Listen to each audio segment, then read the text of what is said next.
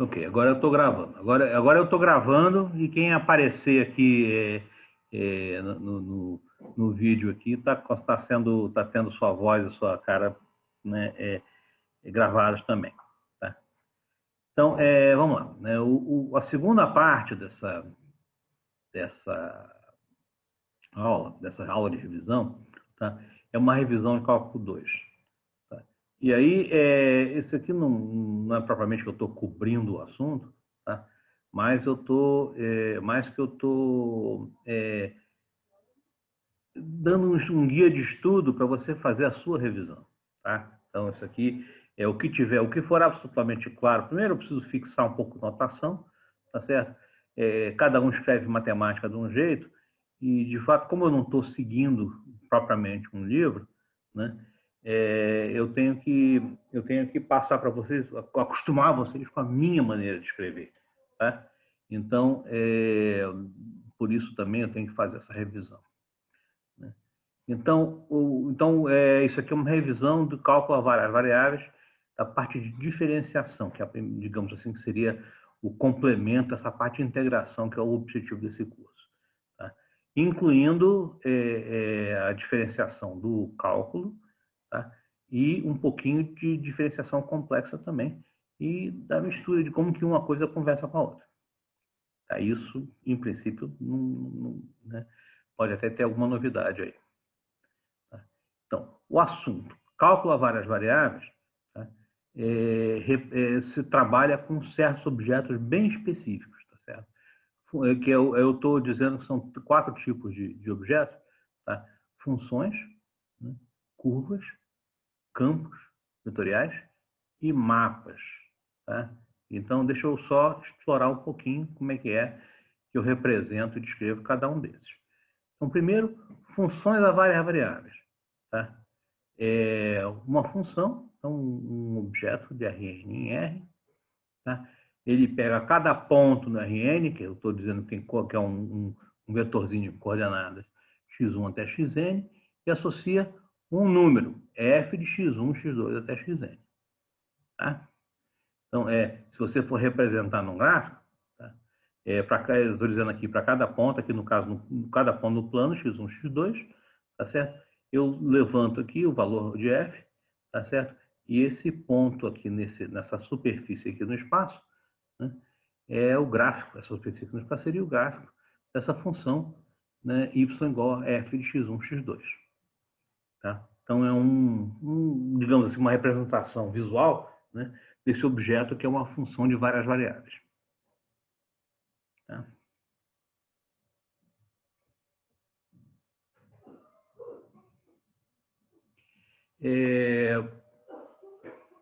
Então, observa que eu estou representando, né, vetores, pontos no espaço, com um vetorzinho de N coordenadas assim. Tá? E outra coisa é que eu estou representando as coordenadas não com x, y, z, mas com x1, x2 até xn, mas para manter a discussão em geral. Tá? O outro tipo de objeto que entra de maneira importante no cálculo a várias variáveis, tá? Ao invés de ter várias variáveis, né, dependentes, a gente chama de várias variáveis independentes. Variáveis dependentes. Então, o objeto é curva no espaço. Para cada parâmetro T, você tem, né, as componentes da posição no objeto. Né? Tem que pensar que uma curva, por exemplo, é uma trajetória de um objeto, por exemplo, ao longo do tempo. Então, uma trajetória é dada pelas componentes, é uma posição no espaço. Então, você tem a cada t, x1 de t, x2 de t até xn de t representa as coordenadas de um ponto que viaja e, portanto, a trajetória inteira representa uma curva no espaço. Tá? Então, isso é um segundo objeto que é dentro dessa história que a gente está interessado. Terceiro tipo de objeto, campos vetoriais. Tá? Campos vetoriais é um objeto, de novo, né, em física é muito comum, né?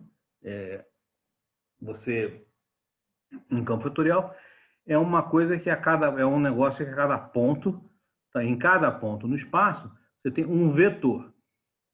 Então, cada ponto no espaço, eu estou dizendo, eu tenho um vetor que eu estou dizendo que depende do ponto. Né? Então, primeira coordenada do vetor, y1, yn, última coordenada do vetor. É do jeito que a gente, em geral, trabalha com campos vetoriais, tá? Em física, né? Você tem o mesmo número de variáveis componentes. Ou seja, se eu estou falando de vetores, estou falando de pontos no R3, a cada ponto eu estou considerando um vetor no R3. Um campo vetorial seria um negócio desse. Em geral, o objeto que aparece aqui, a gente está falando para cada ponto tem um vetor, o objeto aqui pode ser mais complicado. Então, você poderia ter um campo matricial, campo, né? Tem mil maneiras diferentes de você fazer campos em física hoje em dia, tá? Que vai para além dessa coisa muito simples de para cada ponto um vetorzinho no mesmo espaço. Mas, enfim, né? Deixa isso de lado. Tá? Então, em geral, um campo, para efeitos dessa disciplina, para cada ponto tem um vetor, então, como se fosse uma função de Rn em Rn. Tá? Finalmente, né, o objeto mais geral, que a gente chama de mapas ou aplicações, que você começa com N variáveis e termina com M variáveis. Então, só para dar um exemplo, tá? Eu posso construir o que se chama um campo matricial. Para cada ponto no espaço, no R3, tem uma matriz 3x3. Então, isso naturalmente é um mapa de R3 para R9, né? Que é uma matriz em geral, tem 9 coeficientes, né? Então, um mapa, um exemplo de um mapa, né, seria um campo matricial, por exemplo. Tá? Ou você poderia dizer que para cada ponto no espaço, eu tenho 2 números reais. Tá? E aí eu estou criando um mapa do R3 no R2. Tá? Então, funções, curvas, campos e mapas. Tá? Só para tornar a coisa um pouco mais concreta, tá? Um exemplo de função, uma função de 3 variáveis, x1, x2, x3, eu escrevi aqui como sendo x1 quadrado, um polinômiozinho. x1 quadrado mais x2, x3. Isso é uma função. Tá? Exemplo de uma curva, está aqui, P de T é 3 componentes, T menos 1, T quadrado, uma curva no R3. Um campo, tá? O que eu estou chamando de xão, de x1, x2, é dado por x1 menos x2, primeira componente, segunda componente, x1 mais x2. Isso é um campo vetorial no plano. Tá? Um mapa. Tá? Aqui eu estou dizendo, esse mapa é o mapa das coordenadas polares. Pega R θ, tá certo? E transforma em R cosseno θ, R seno θ. Esse mapa, na verdade, é a associação de coordenadas polares. Para cada ponto, para cada raio e ângulo, eu estou te dando quem é o ponto no plano em coordenadas cartesianas. Tá? E do ponto de vista dessa disciplina em particular, um exemplo de uma família de exemplos que vai interessar muito para a gente são os exemplos dados por funções de uma variável complexa. Tá? Então, f de z, aqui eu estou dando como exemplo, f de z igual a z quadrado. Então, z, esse z aí, em geral, se eu estou trabalhando com ele, eu tenho que deixar claro se o z é complexo ou real. Nesse caso aqui, o z é complexo. Né? F de z igual a z quadrado, o que é? Pega z, na verdade, é um número complexo. É x mais i y. Parte real mais i vezes parte imaginária. Tá? Quando você faz z quadrado, você pega x mais i y quadrado e você, né, eleva esse quadrado usando a regra de multiplicação de números complexos. Isso aqui te dá exatamente x2 menos y2, que é a parte real, o quadrado, né? E mais i vezes 2xy.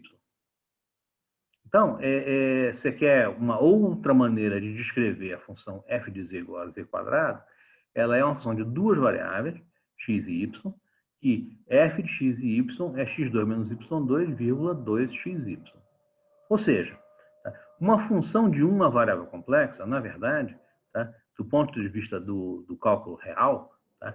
é um campo vetorial ou um mapa de duas variáveis em duas variáveis. Tá? Então, f de z igual a c quadrado é igualmente bem representado, bem exprimido, bem expresso, por f de xy igual a x2 menos y2, 2xy. Então, vocês vão ver que as funções de uma variável complexa representam uma família de exemplos, né, de campos vetoriais e de mapas, né, que a gente vai estar usando com alguma frequência ao longo desse curso, porque essa é parte do objetivo, é misturar a variável real com a variável complexa. Tá? Complicar a vida de vocês um tanto.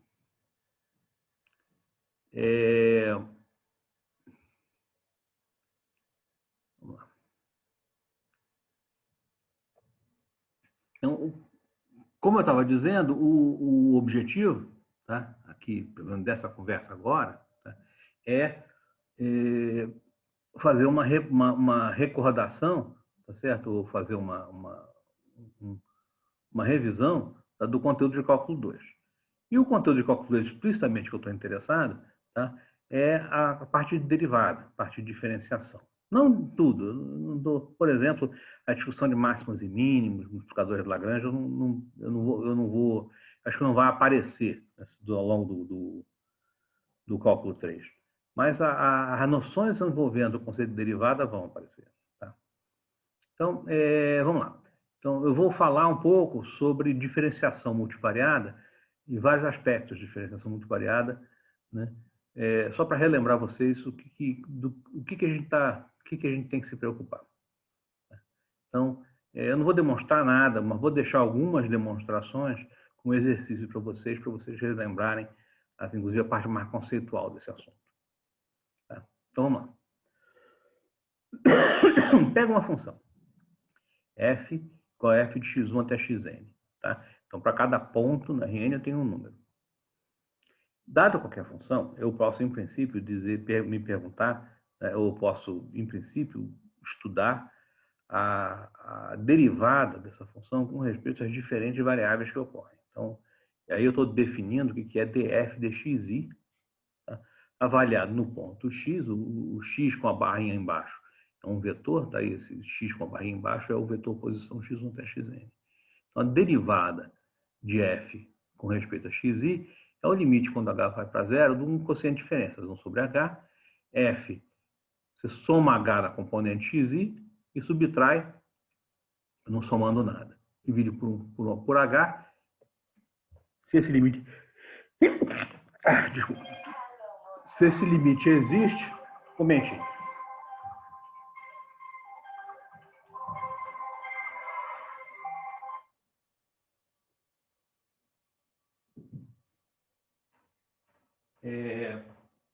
Se esse limite... Oi, Milton. Aqui é o Guilherme da Nextel. Ah, meu sonho. Sabia que seu plano pode ficar ainda melhor?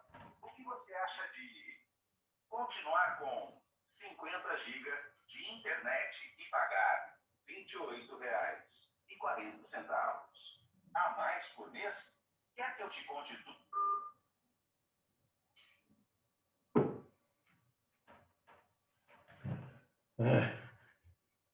Credo. Desculpa, voltando. Então, se esse limite existe, tá? A derivada, eu não estou me preocupando em recordar o conceito. Esse aqui é o limite do cálculo 1, então até para lá eu não vou. Tá? Então, assumindo que você tem isso claro, se esse limite existe que essa derivada parcial de f com respeito a xi existe naquele ponto x. Tá? Seguindo em frente. Tá? Então, isso aqui, o conceito mais simples de derivada para funções de várias variáveis, tá certo? É o conceito de derivada parcial. E aí a notação é essa dessa fração envolvendo o derrom, né? Esse símbolo aqui. Para curvas, né? A coisa um pouco mais, ainda é um pouco mais perto do cálculo 1, tá? Se eu tenho uma curva dada por um conjunto de coordenadas, x1 de t até xn de t, eu defino a derivada da curva, x' de t, como o vetor que eu tiro derivando cada uma das componentes. Então, da maneira mais ingênua possível. E isso aqui representa geometricamente o vetor tangente à curva. Então, x' de t x1' até xn', é exatamente o vetor tangente à curva no ponto x de t. Tá? Então, quando eu falo a diferenciar essa derivada, que é a derivada de curva, ela é a derivada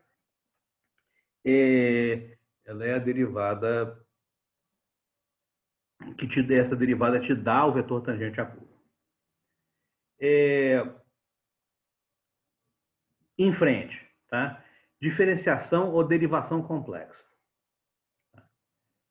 F igual a f de z é uma função complexa, tá certo?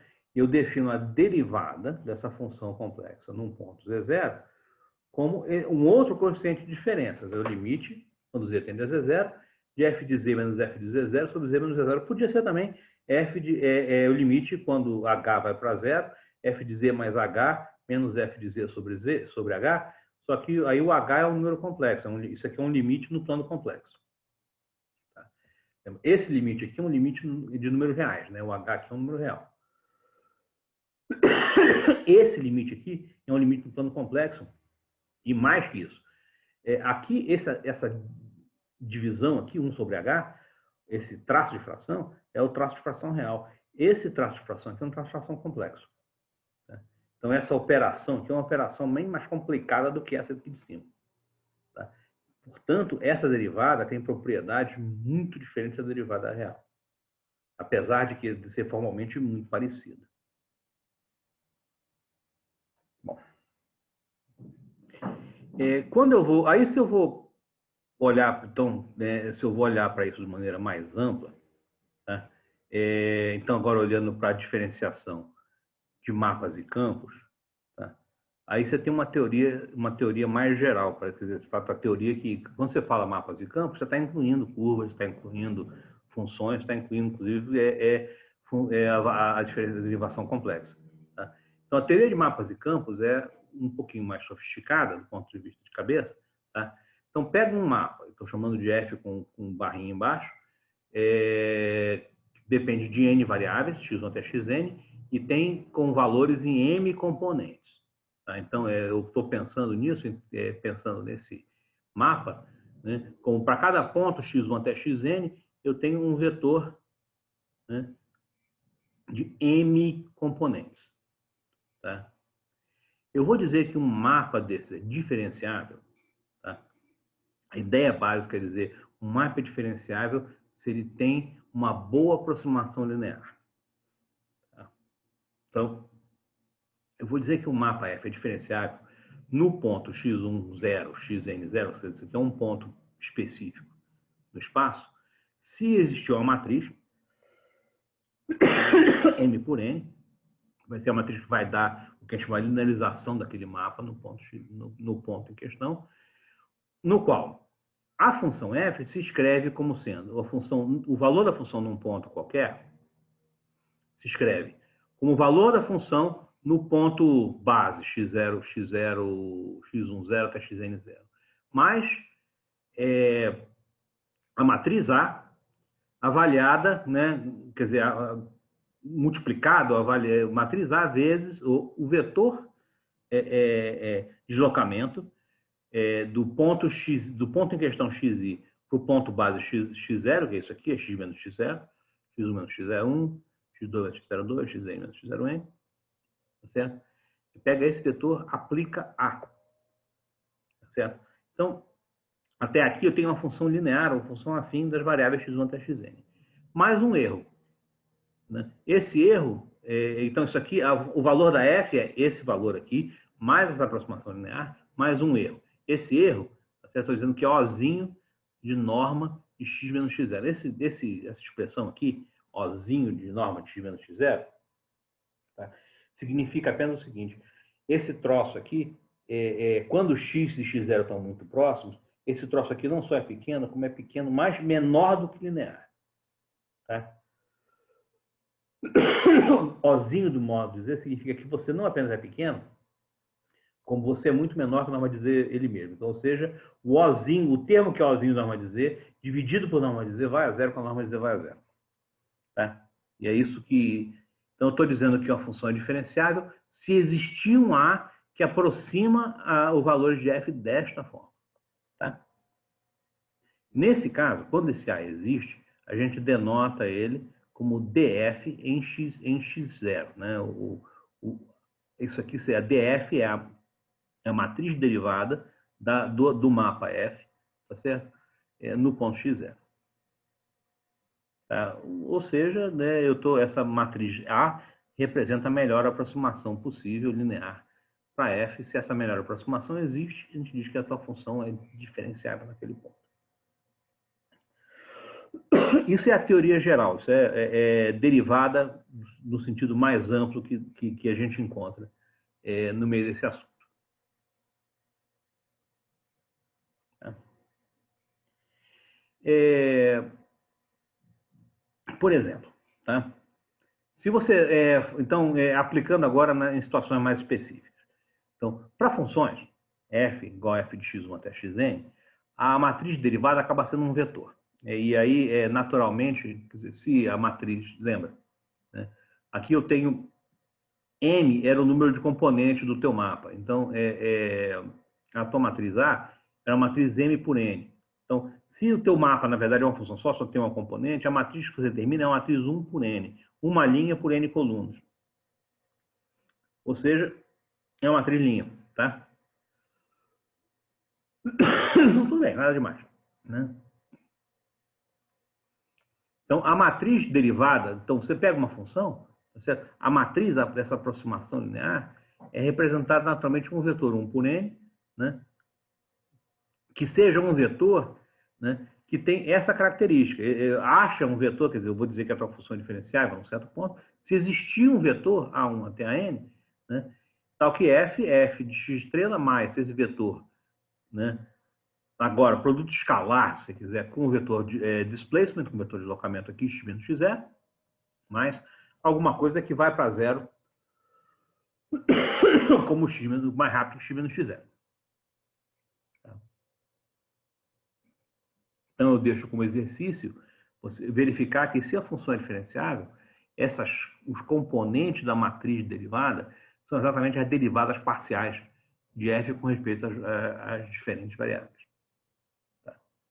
Isso aqui é um exercíciozinho conceitual para vocês. Está no livro de cálculo feito bonitinho, mas isso aqui é um exercício conceitual para vocês, só para relembrar a conexão entre derivada parcial e a diferencial, no sentido mais amplo. Para funções, só terminologia e notação, tá? Para funções, esse vetor df x estrela, tá? Que é o vetor linha df de x1, x estrela, df de x2, x estrela, df de xn, x estrela, o vetor dado pelas derivadas parciais em todas as direções, tá? Esse vetor se chama o vetor gradiente, tá? De f em x estrela. E é denotado, em geral, por essa notação aí, o triângulo invertido, f em x0, nabla f em x0. Tá?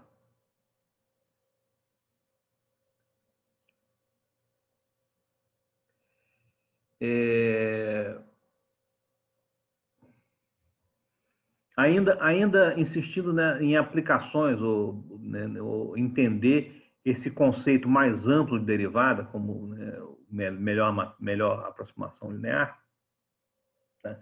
Agora no sentido de curva. Tá? Começa com uma curva, x igual a x1 de t, xn de t.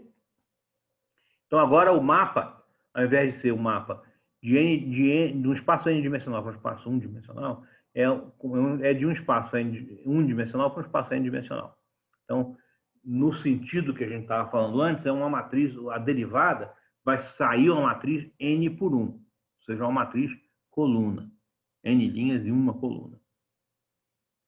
Se você for usar a definição, para dizer que o cara é derivado, tá, tem que dizer que existe um vetor, né? Que existe um vetor, né? Tal que x de t igual a x de t0, mais vetor vezes t menos t0, vezes o escalar t menos t0, mais um cara que vai para zero mais rápido que t menos t0. Tá? E aí é óbvio quase que o cara que aparece aqui como a derivada é exatamente x1' até xn' em T0. Tá? Bom, terceiro exemplo que eu queria levantar com vocês é com mapas. Eu não tenho muito, com mapa em geral, com campo vetorial, com mapa, não tem muito o que simplificar. A definição de derivada está aqui, tá certo? Essa matriz, né, cujas entradas, na verdade, vão ser derivadas parciais das diferentes componentes do mapa F com respeito às diversas variáveis. Mas deixa eu explorar um pouco com vocês o caso específico de variável complexa, né? Que dá uma introdução interessante para toda essa questão de derivadas reais. Tá? Então, só olhando para a definição de diferenciação de campos e mapas para o caso ou na situação de variáveis complexas. Tá? Então, pensa que f é uma função de uma variável complexa, f de z. Tá? Eu vou interpretar isso agora. Uma função de uma variável complexa, tá certo? É um campo fatorial, uma função de duas variáveis reais, né? X e y, pensando em termos de colocar x mais y no lugar de z e representar o valor da função como parte real de f mais y parte imaginária de f. Tá? Quando eu uso a definição de derivada complexa, eu acabo com uma eu posso reexprimir a noção de derivada, né? Como achar um número complexo que satisfaz essa identidade aqui. F de z 0, mais número vezes z menos z0. Aqui o produto é o produto complexo, mais alguma coisa que vai para zero mais rápido que o módulo de z. Tá? Esse mesmo conceito de derivada pode ser usado em alternativa ao conceito a derivada como quociente de diferença que eu fiz antes. Tá? Mas eu quero entender esse... Davi, eu não sei se você consegue ligar o teu microfone e fazer a pergunta? Obrigado.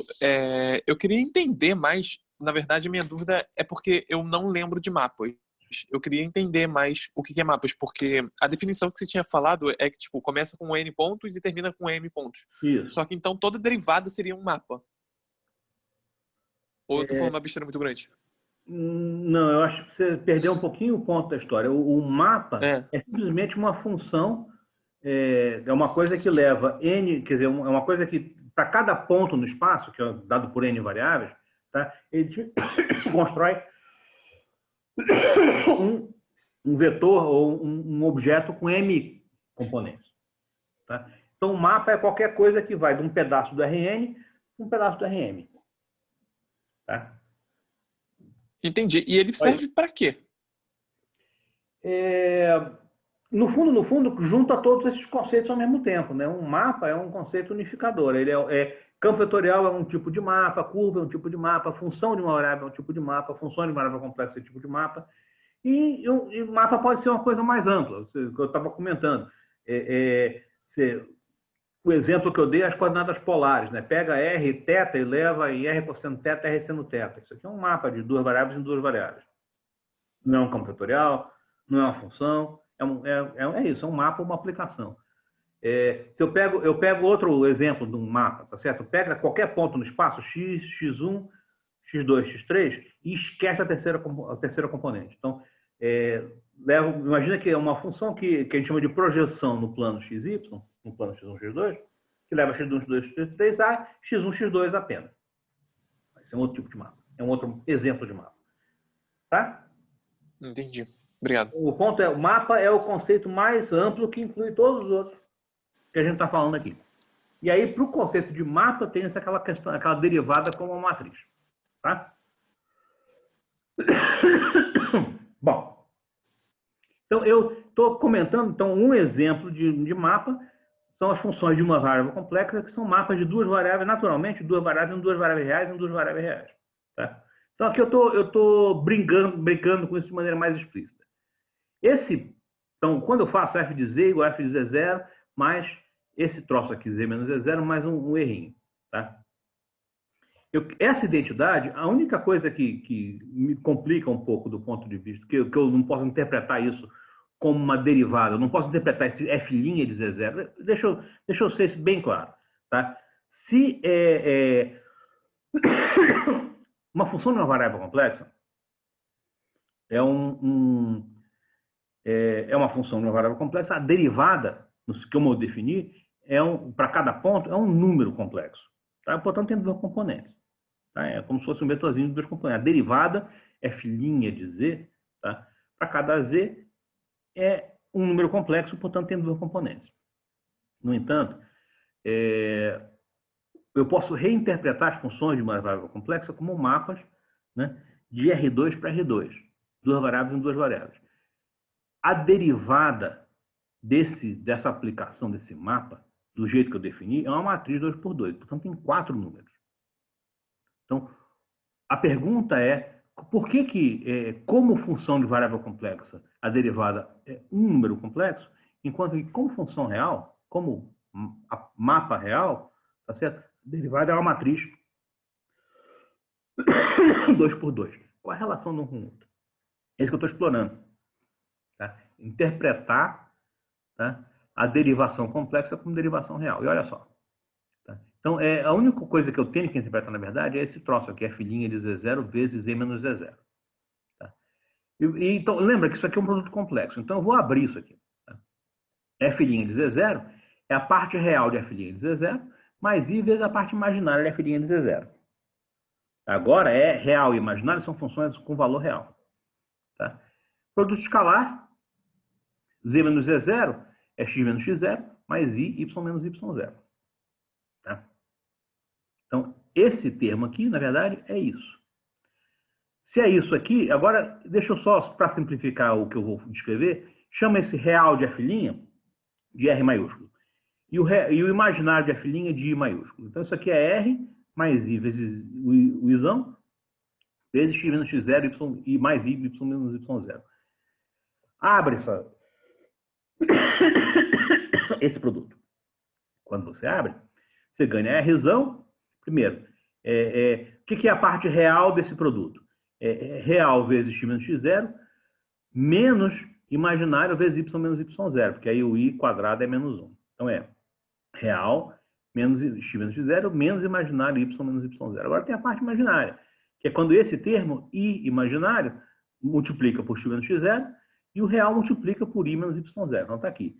I multiplica imaginário vezes x menos x0, mais real vezes y menos y0. Esse objeto aqui ainda é um vetor de duas componentes, tá certo? A parte real dele é esse que tem R menos I, a parte imaginária é essa que tem I mais R. Então, se eu pensar nisso aqui como um vetorzinho real, eu posso escrever ele com uma matriz, tá certo? Só que a matriz agora é assim, tá certo? O que tem x menos x0 é o R aqui na componente e o y menos y0 na segunda. Então, é R x menos x0, R y menos y0. O que tem y menos y0, o que tem o izão, tá certo? Tem menos y menos y0 na primeira e x menos x0 na segunda. Então, está aqui. Menos i, y menos y0 e x menos x0. Então, ou seja, isso aqui, essa operação, enquanto vetor real, tá certo? É a multiplicação dessa matriz, R menos I, com x menos x0, y menos y0. Quando eu olho, então repara, R e I são a parte real e a parte imaginária, a derivada de F. Se eu quero saber quem é derivada como matriz de R2 em R2, eu tenho que construir essa matriz, parte real aqui, menos parte imaginária, que é um tipo, que é uma matriz super especial. Tá? Ou seja, a derivada real é um tipo de matriz, tá certo? Que tem essa carinha aqui, em geral.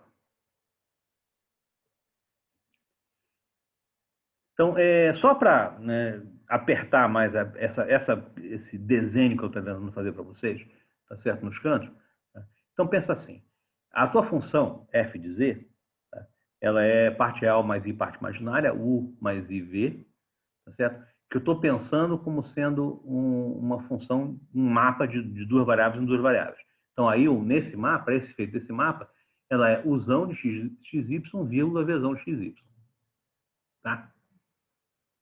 Se eu faço quem é a matriz derivada desse mapa, xy vai em usão, vezão, eu ganho isso aqui, com as derivadas parciais. Du dx, né? Du dy, aqui nas linhas, dv dx, dv dy. Tá? Se eu comparo esse cálculo aqui de quem é essa matriz derivada com aquela continha que eu fiz antes, né? Que a matriz derivada é isso aqui, eu digo, olha, a derivada matricial desse mapa, tá certo? Tem que ter essa cara aqui, ó, RR menos I, F', parte real de F' de Z, parte real de F' de Z, menos parte imaginária de F' de Z, parte imaginária de F' de Z. Tá? Se isso aqui é igual, tá? Para ser função de uma variável complexa, para ser derivada da função diferenciável de uma variável complexa, isso aqui tem que ser igual. Se isso aqui tem que ser igual, repara, os termos na diagonal têm que ser iguais. Então, du dx tem que ser igual a dv dy. Os termos na outra diagonal tem que ser um igual a menos o outro.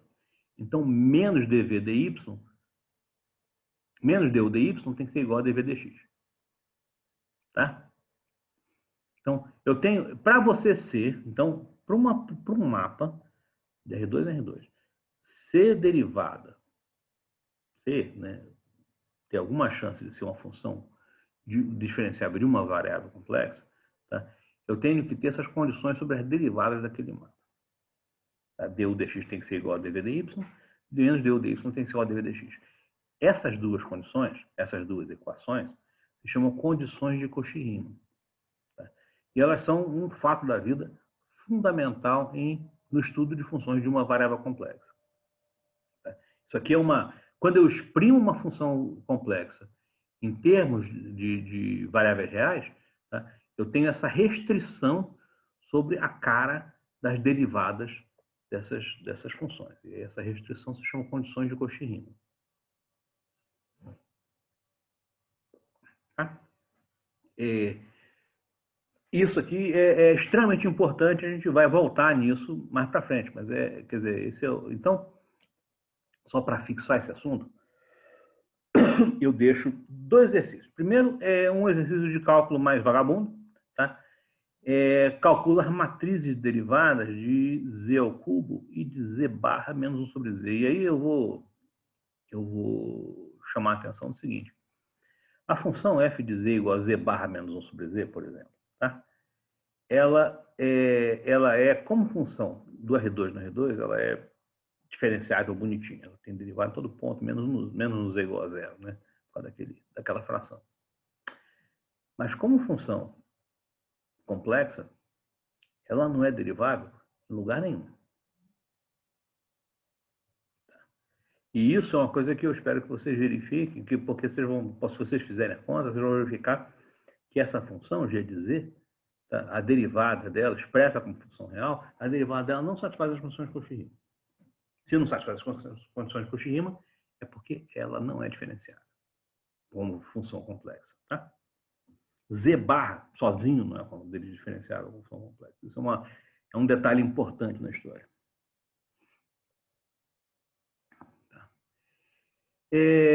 O segundo exercício, ainda nessa linha, é verificar isso que eu estou dizendo, no fundo, fechar essa história. Tá? Mostre que se essa função, esse campo vetorial, x de x e y igual a u de x e y, vírgula v de x e y, satisfaz as condições de Cauchy-Riemann, então elas são componentes de uma função complexa diferenciável. Naquela definição de diferenciabilidade complexa que eu pus. Tá? Então, tenta caçar definições aqui e demonstrar que isso aqui é verdade. Tá legal? Pronto. Mudando de assunto um pouquinho, tá? Só para começar a fechar a discussão, Primeiro, né? Só lembrando, propriedade derivada. As derivadas aqui, mesmo no sentido mais amplo, e, portanto, essa afirmação feita no sentido amplo, serve para todos os casos que a gente olhou, tá? As derivadas de soma e diferença, quer dizer, derivada da soma, soma da derivada, da diferença das derivadas, isso aí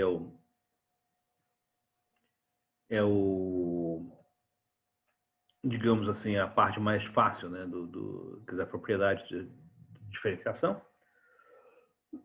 O mais interessante são regras de produto, a regra que a gente chama de regra de Leibniz, né, para derivada. A regra de Leibniz, como eu não multiplico mapas, no princípio, eu não tenho nenhuma razão para fazer isso, eu não estou explicitando uma regra de Leibniz para mapas. Tá? Mas, agora, todas as situações em que eu tenho produtos, no sentido mais tradicional, certo? Muito naturalmente esses produtos satisfazem, pelo menos com essa noção de derivada que a gente está estudando aqui, esses produtos satisfazem aquela regra usual do produto. Então, por exemplo, a derivada parcial de f vezes g, se f, g e g são funções, é a derivada parcial de f vezes g mais f vezes a derivada parcial de g. Tá? Se você quiser olhar essa mesma regra usando o gradiente, tá? O gradiente do produto de duas funções, tá? É função vezes o gradiente de uma mais outra função vezes o gradiente da primeira. Tá? Essa é uma identidade escalar, essa aqui é uma identidade vetorial.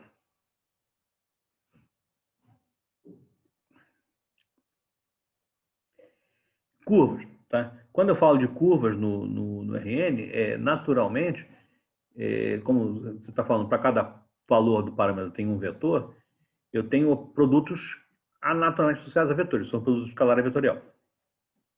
Então, em ambos os casos, eu tenho a regra de Leibniz que funciona bonitinho. Então, por exemplo, o produto escalar, DDT do produto escalar de x com y, é x vezes x escalar dy/dt, mais y escalar dx/dt, na boa.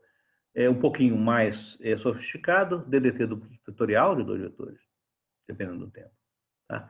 X produto vetorial dy/dt mais dx/dt produto vetorial y. Esse aqui você tem que tomar um pouco de cuidado, que o produto vetorial não é comutativo, então tem que ser nessa ordem mesmo. Não pode trocar a ordem de nada aqui. Tá? Né, ainda se você fala da derivada complexa, tá certo? A derivada complexa também satisfaz a regra de Leibniz exatamente da mesma maneira que a derivada real. Tá? O f vezes g funções complexas, funções diferenciáveis de uma variável, tá? De C em C. A derivada do produto é a fórmula usual. f dg dt, f dg dz, mais df dz vezes g. Tá?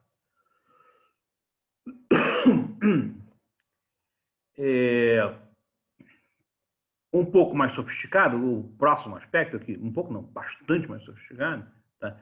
É a regra da cadeia. Tá?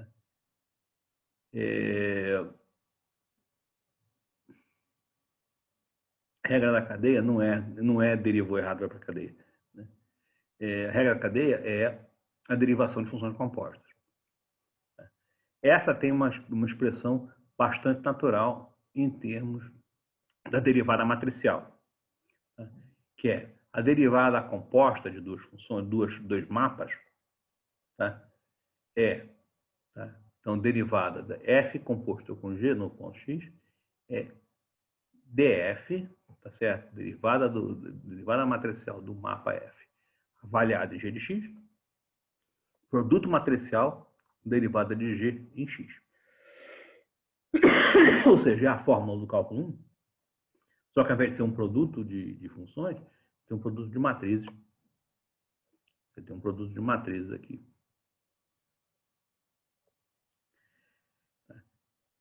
Só para exercitar, então, a demonstração é a demonstração, complicado, está lá no livro do cálculo, tá? Livro de cálculo. Só para exercitar